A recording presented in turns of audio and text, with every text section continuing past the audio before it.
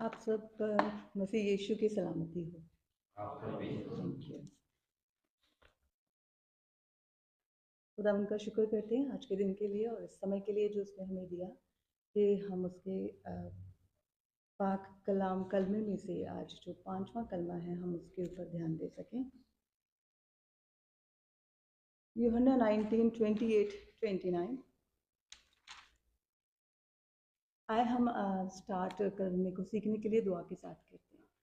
खुदावंद आपका शुक्र अदा करते हैं। खुदावंद धन्यवाद करते हैं परमेश्वर आपका आज के दिन और इस समय के लिए। खुदावंद जब आपने प्रभु जी हमें ये टाइम दिया कि हम आपके खुदावंद कलाम के ऊपर जो खुदावंद क्रॉस के ऊपर आपने 7 स्टेटमेंट्स खुदावंद बोली है उन स्टेटमेंट्स को खुदावंद हम गहराई के साथ सीख सकें। हम आपका धन्यवाद करते हैं प्रभु जी। मैं प्रार्थना करती हूँ कि यहाँ पर मौजूद एक एक जन के ऊपर आप अपना कब्जा लीजिएगा खुदा। मैं अपने आप को भी आपके हाथों में देती हूँ, मुझ पे अपना कब्जा लीजिएगा और हम पाक रूह के द्वारा खुदावंद ये कलाम सीखने पाए। खुदावंद यीशु मसीह के नाम में ये प्रार्थना मांगते हैं, आमीन आमीन। आज हम सैड हैं। आज क्या हम वाकई ही में उदास हैं? क्यों उदास हैं हम?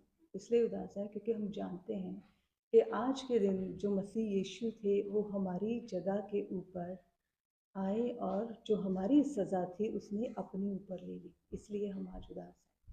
हमारे पापों की सज़ा उस पे थी और एक ऐसी भारी कीमत, एक ऐसा भारा कफ़ारा हमारे लिए दिया गया जो कि ऑलरेडी खुदावन ने पहले ही पुराने अहदनामे में लिखवाया गया था। हम पढ़ते हैं जब पुराना अहदनामा तो उत्पत्ति या पैदाइश की किताब 3:15 में ऑलरेडी लिख दिया गया कि जो वुमन होगी उसी का जो वंश होगा, उसके जो ऑफस्प्रिंग होगा वो क्या करेगा, जो सेटन है, जो शैतान है, उसके हेड को वही कुचलेगा। और ये खुदावंद यीशु मसीह के बारे में ऑलरेडी ध्यान दीजिए आपके जब अभी यीशु मसीह के जन्म का पता नहीं है, प्रॉफिट्स ने ज़्यादा लिखा नहीं है, खुदा ने तभी पैदाइश की किताब में ही वहाँ पे प्रोफेसी या नबूवत कर दी कि ऐसा होगा। और खुदावंद का शुक्र करते हैं कि जो कलाम है, जो पुराना नियम है या पुराना अहदनामा है, वो है क्या एक्चुअली में? पुराना अहदनामा हमें बताता है ये एक शैडो है जो आने वाला समय में पूरी होने वाला था। यानी पुराना अहदनामा एक ऐसी छाया है जो भविष्य में या फ्यूचर में होने वाला था और वो डेफिनेटली होना ही था। तो जब हम पुराना अहदनामा पढ़ते हैं तो हमें पता चलता है कि खुदा ने किस तरह से पाक कलाम को पूरा किया। 3:15 में प्रोफेसी हुई, नबूवत हुई।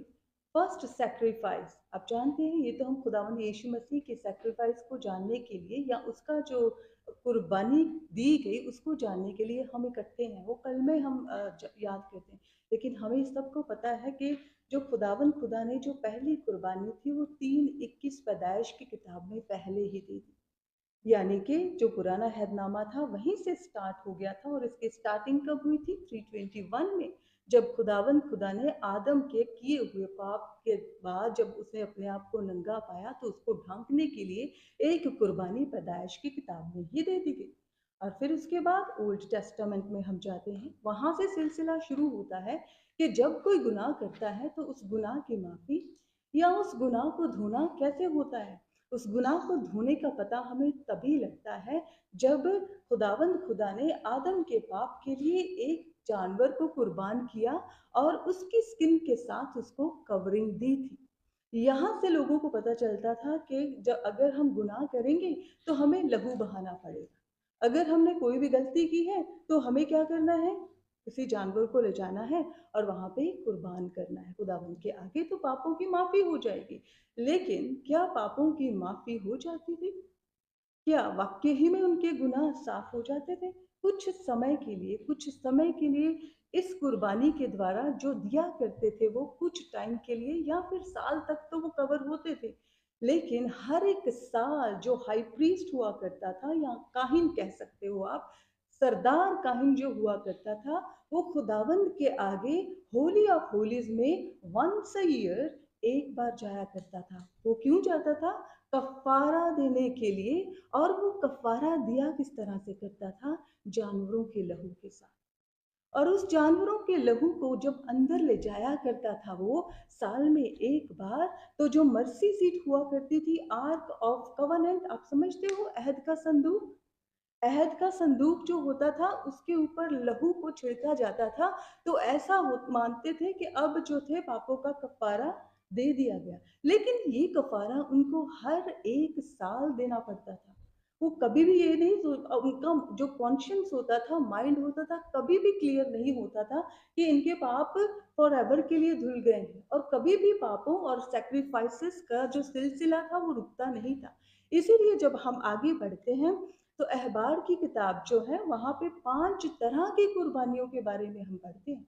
5 तरह की कुर्बानियां, सुख्तनी कुर्बानी शायद कहते हैं उसे उर्दू में, सुख्तनी की कुर्बानी और सलामती की कुर्बानी, और इंग्लिश में कहते हैं burnt offering, grain offering, fellowship offering, guilt offering and sin offering.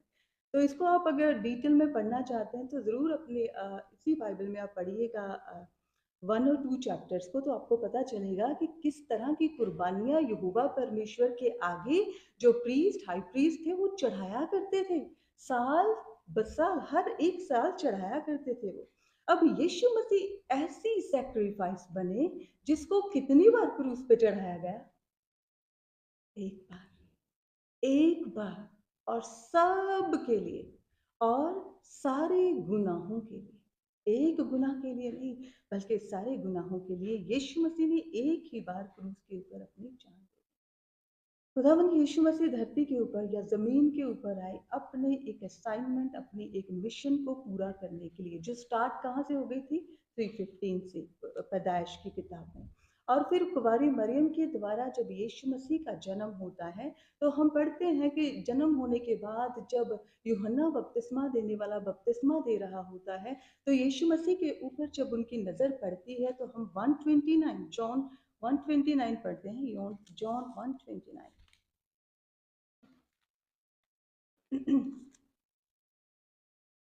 दूसरे दिन उसने यीशु को अपनी तरफ आते देखकर कहा, देखो ये खुदा का बर्रा है जो दुनिया का गुनाह उठा ले जाता है।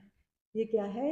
ये वो बर्रा है जो पूरी दुनिया का, जो पूरे संसार का गुनाह जो है अपने ऊपर उठा के लिए जाता है। और जब आप पढ़ेंगे हिब्रूज, हिब्रूज को कहते हैं, इब्रानियों की किताब कहते हैं, इब्रानियों 10:5 में लिखा है कि खुदावन के वहां पे लिखा है कि मेरे लिए एक ऐसी देह या एक ऐसी बॉडी तैयार करी गई।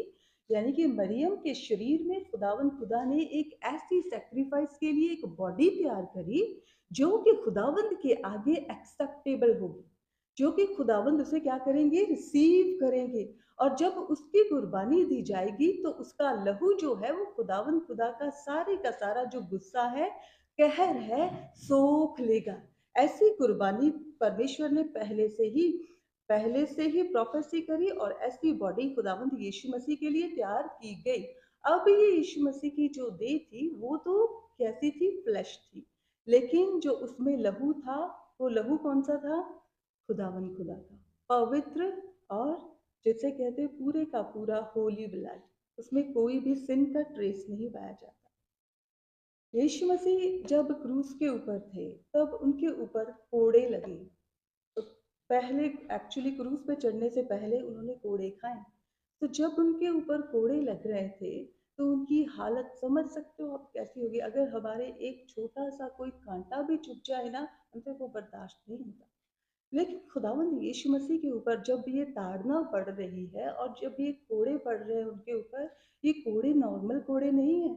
इन कोड़ों को बनाया पता कैसे गया है? इनके अंदर मेटल, इनके ऊपर, इनके अंदर सूखी हड्डियां, और इनके अंदर जो कांच नहीं होता, कांच, कांच को मिक्स करके ऐसा कोड़ा बनाया गया है। और वो सिर्फ ऐसा कोड़ा ही नहीं है, उसके एंड में एक स्कूप नहीं होता, जिस तरह से हम आइसक्रीम निकालते हैं स्कूप के साथ, इस तरह से उसके आगे एक स्कूप लगा हुआ होता था।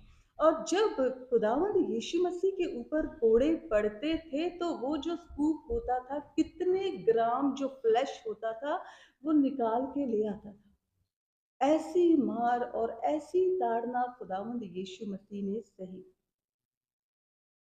और जब वो क्रूस के ऊपर लटक रहा था, उसके ऊपर कोई सुंदरता नहीं थी, वो कोई खूबसूरत नहीं दिख रहा था। कलाम हमें बताता है कि वो सिर्फ एक ऐसे दिख रहा था जैसे एक मांस का टुकड़ा होता है।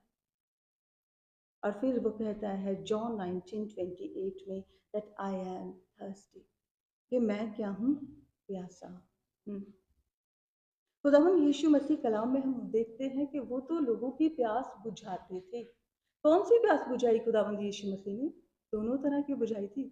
आपको याद है जब इजराइलाइट्स बाहर निकले हैं, वहां से इजिप्ट से बाहर निकल आ रहे हैं, तो उनके साथ साथ एक चट्टान या एक रॉक चला करती थी, और वो रॉक जो थी वो पानी दिया करती थी।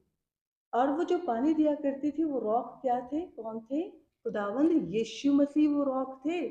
वो फिजिकल प्यास इजराइलियों की बुझाया करते थे। और जब आप पढ़ते हो जॉन चैप्टर 7 और जॉन चैप्टर 4 को अगर आप स्टडी करें, तो वहां पे आप पाओगे कि जो सामरी स्त्री थी उसके साथ जब खुदावंद यीशु मसीह मिलते हैं वेल के ऊपर या कुएं के ऊपर, तो खुदावंद यीशु मसीह उसकी अब खुद कहते हैं कि मुझे पानी दे। तो खुदावंद यीशु मसीह कौन सी प्यास को बुझाने के लिए ये कह रहे हैं कि मुझे पानी दे, क्योंकि अब खुदावंद यीशु मसीह फिजिकल बॉडी में वाकई ही वे प्यासे हैं इस प्लेस के ऊपर, और वो मांगते हैं पानी, और वो कहते हैं कि मुझे पानी पिला। और सामरी स्त्री क्या कहती है कि तू क्या यहूदी होके तू मुझसे पानी मांग रहा है? क्योंकि जो सामरी होते थे और जो यहूदी होते थे वो आपस में किसी भी तरह का लेन देन नहीं किया करते थे। लेकिन खुदावंद यीशु मसीह कौन से पानी की बात कर रहे थे? वो उसकी स्पिरिचुअल प्यास को बुझाने के लिए, यानी कि रूहानी प्यास के लिए बात कर रहे थे यहाँ पे। जब आप चैप्टर नंबर 7 में पहुंचते हो जॉन में, तो वहां पे लिखा है खुदावंद यीशु मसीह एक इनविटेशन दे रहे हैं वहां पे।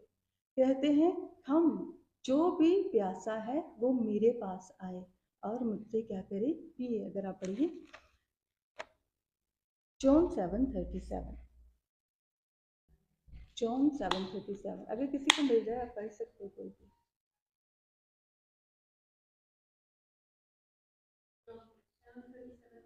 जी जी जी। जी,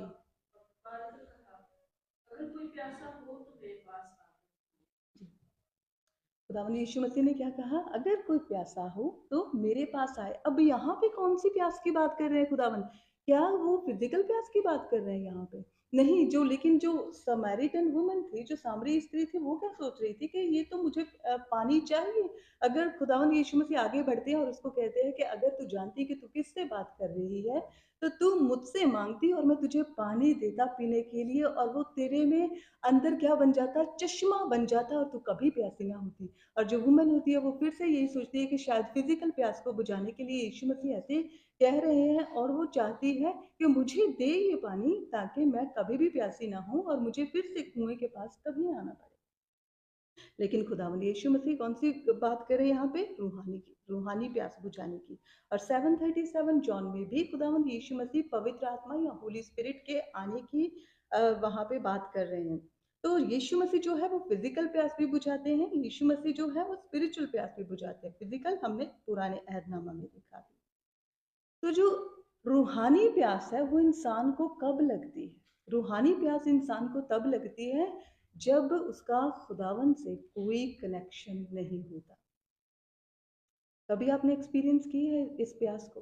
दाऊद 51 में कहता है, जैसे हिरनी पानी के लिए तरसती है, मेरी रूह खुदावन तेरी क्या है, प्यासी है। क्योंकि वो खुदावंत को चाहत करता है, खुदावंत की, और उसे और जानना चाहता है, उसके साथ और भी रिलेशनशिप में खुदावंत के साथ वो बढ़ना चाहता है। कि मेरी रूह 42:1-2 साम्स में पढ़िएगा। तो खुदावन जो है कहते हैं आई एम थर्स्टी, मैं प्यासा हूँ। अब जो खुदावंद खुद फिजिकल प्यास भी बुझा रहे हैं, जो खुदावंद खुद स्पिरिचुअल प्यास भी बुझाते हैं, वो क्या कह रहे हैं कि मैं प्यासा हूँ। किस तरह से खुदावंद यीशु मसीह प्यासे हैं? स्पिरिचुअली भी प्यासे हैं वो, और फिजिकली भी प्यासे हैं। स्पिरिचुअली यीशु मसीह क्यों प्यासे हैं? जैसे भाई ने अभी एक्सप्लेन किया कि क्योंकि खुदावंद खुदा ने का लिंक या रिलेशनशिप था वो कुछ समय के लिए टूट गया। कब टूट गया था? जब यीशु मसीह क्रूस के ऊपर थे, और क्रूस के ऊपर क्या था? सारे वर्ल्ड का, सारी ह्यूमैनिटी के पापों को खुदावंद यीशु मसीह अपने ऊपर लिए हुए थे। अपने ऊपर खुदावंद यीशु मसीह क्या लिए हुए हैं, पापों को लिए हुए, तो वहां पे वो फील करते हैं स्पिरिचुअल थर्स्ट को। और ऑब्वियसली फिजिकल थर्स्ट भी है, वो एक्सपीरियंस कर रहे हैं क्योंकि उनको कोड़े लगाए गए हैं, उनको कोई कुछ भी खाने पीने के लिए नहीं मिली। उन्होंने इतनी वो शेम के थ्रू गुजरे होंगे, कितना लोगों ने उनको लान तान किया है, और उनको ऑब्वियसली डिहाइड्रेशन भी हुई पड़ी है वहां पे। और वो कहते हैं आई एम थर्स्टी, जॉन 19:28-29। और जब आप पढ़ते हो मैथ्यू 27:34 में जाते हो, तो खुदावंद यीशु मसीह को हम जान देखते हैं कि वहां पे वाइन ऑफर करी गई। यीशु मसीह ने जब प्यास के लिए कहा कि मैं प्यासा हूं, तो क्या उनको ऑफर किया गया? वाइन। और वाइन भी कैसी? जिसके अंदर क्या था? पित्त था, जिस जो कड़वी वाली वाइन थी, वो वाली खुदावंद यीशु मसीह को दी गई। और खुदावंद ने क्या लिया? वो उसे रिसीव करना चाहा। Very good. उसने नहीं लिया। उसने क्या किया? उसने कहा कि नहीं, रिसीव नहीं किया, क्योंकि ये वाली जो वाइन होती थी, ये किया क्या करती थी? ये वो लोग जो दुख उठाने वाले होते थे, उनको क्रूस पर चढ़ाने से पहले कुछ वाइन दे दी जाती थी कि जब वो क्रूस के ऊपर चढ़े तो उनको ज्यादा दुख ना सहना पड़े, यानी पेन किलर की तरह। आप में से बहुत सारे लोग मेडिकल लाइन से हैं, तो आपको पता है कि जब किसी की सर्जरी करनी होती है तो उसको एनेस्थीसिया दिया जाता है ना। तो यहाँ पे ये जो है, यही काम करती है ये वाली वाइन। लेकिन खुदावंद यीशु मसीह से लेने से इनकार करते हैं, और वो पूरी ह्यूमैनिटी के, पूरे संसार के पापों को अपने ऊपर उठा के और पूरी दुनिया का दुख भी उठाना चाहते हैं। पूरा दुख उठाना चाहते हैं। साम्स 69:21 में भी आप पढ़ सकते हो कि वहां पे भी प्रोफेसी करी गई, या जहाँ पे नबूवत करी गई कि इन्होंने मुझे कौन सी वाइन पिलाई? गाल वाली या कड़वी वाइन पिलाई। खुदावंद यीशु मसीह उसे लेने से इनकार करते हैं। दूसरी बारी जब ऑफर की गई यीशु मसीह को वाइन, तो थी वो वाइन विनेगर। तो ये हम पढ़ पाते हैं जॉन 19:28-29 में ही। लेकिन यीशु मसीह ने इसे लिया। इसको कहते हैं पॉस्का। पॉस्का वो एक ड्रिंक होती है जो वहाँ के जो सोल्जियर्स होते थे, या फिर जो क्रूसिफिक्शन के दिन ड्यूटी होती थी जिन लोगों की, वो अपने पास रखा करते थे पीने के लिए, प्यास बुझाने के लिए। अब यीशु मसीह को जब वो देखते हैं कि खुदावंद यीशु मसीह कह रहे हैं मैं प्यासा हूँ, तो उनको क्या, यही वाली जो पॉस्का थी उनको प्रोवाइड करी गई, और यीशु मसीह ने लिया उसे। क्यों लिया? एक तो वो एब्सोल्युटली टायर्ड है वो, और दूसरा अभी लास्ट वाली जो नबूवत का वर्ड है वो पूरा होना बाकी है। कौन सा वर्ड? एक तो वो प्यासे हैं, और अगले वाला वर्ड भी, ताकि पूरी प्रोफेसी को कंप्लीट करके वो पूरा सैक्रिफाइस दे सके। और यीशु मसीह इसे लेते हैं। क्यों लेते हैं? सिर्फ और सिर्फ अपने गले को मॉइस्ट करने के लिए, ताकि वो बोल सके, पूरे के पूरी नबूवत जो थी वो कंप्लीट हो सके। इसमें हम पढ़ पाते हैं आइज़ाया 53:4-5, जो कि हमने ऑलरेडी पढ़ लिया है, कि खुदावंद हमारे ही पापों को, हमारे गुनाहों को अपने ऊपर लेके क्रूस के ऊपर चढ़ गए, ताकि अब हम गुनाहों के लिए मर कर, किसके लिए? रास्तबाजी के लिए जी। अब हमें किसके लिए जीना? रास्तबाजी के लिए। और यहाँ पे वर्ड इस्तेमाल किया गया है हिसप या जूफा। अगर आप जानते हैं कि जो जूफा होता है, वो होता है एक छोटे छोटे जो प्लांट्स होते हैं, जिस तरह से हर्ब्स होते हैं, कि जिस तरह धनिया या मिंट वगैरह सॉफ्ट वाले होते हैं, ऐसी ऐसे ऐसे प्लांट्स को इकट्ठा करके गुच्छा सा बना लिया जाता है, और उस हिसप को इस्तेमाल किया जाता था ब्लड को स्प्रिंकल करने के लिए, ब्लड को छिड़कने के लिए। तो छिड़का क्यों जाता था? किसी भी चीज को प्योरीफाई करने के लिए पुराने अहदनामे में लहू को छिड़का जाता था। तो उस लहू को छिड़कने के लिए जूफा का इस्तेमाल करते थे। जूफे से लहू में डिप करते थे, और फिर ऐसे स्प्रिंकल किया करते थे। इसलिए जूफा इस्तेमाल होता है। अगर आप पढ़ें इसे, दूसरी किताब खरूज की किताब चैप्टर नंबर 12 में पढ़ेंगे, तो वहां पे जूफा का आप पाओगे कि जब वहां पे एक मेमना या एक लैम या एक बर्रा जब कुर्बान किया गया, that was the representation of Jesus Christ as well. वो भी यीशु मसीह की कुर्बानी को दर्शाता था, वो वाला बर्रा। और वो वाला बर्रा जो था 10वें दिन लिया जाता था और 14वें दिन कुर्बान कर दिया जाता था।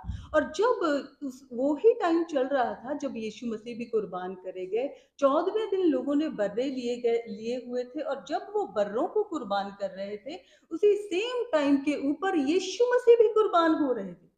तो ये जो बर्रा था पूरे का पूरा यीशु मसीह को रिप्रेजेंट कर रहा था।